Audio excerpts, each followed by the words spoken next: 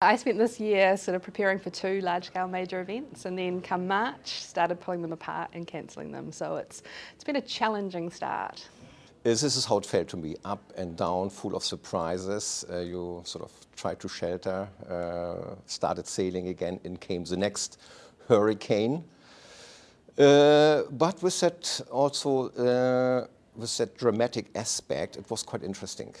I'm experiencing that within our team, all those sort of undercurrents are there, and you know, there's not a kind of a sense of sureness about and steadiness about where we're going.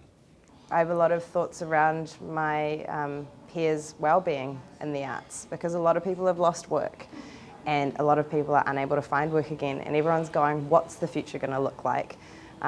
Especially with international touring, a lot of my friends really make their living on touring internationally as well as touring regionally at home. That's not on the cards, so what's going to happen next? I think what it's done is really represent the fact that the sector has an amazing value to all of us, but there is also a fragility to it that really needs even more planning and even more engagement and even more long-term thinking.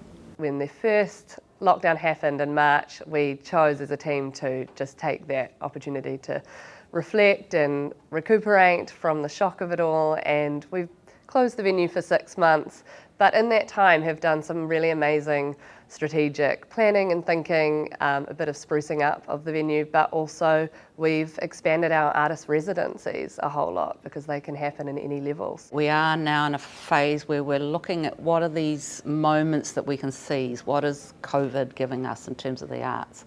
The precarity just got more precarious, so we need to really address that. And so these voices in here have been really exciting because I think we're all on the same plane and thinking about how do we support our makers, how do we support our culture from the bottom up.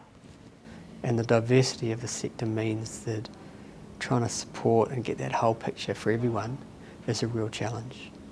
So in many ways, despite the challenges, actually I think there's been a lot of strong communication, connectivity, and a growing sense of the importance of the sector and the importance of us having a powerful voice that is heard.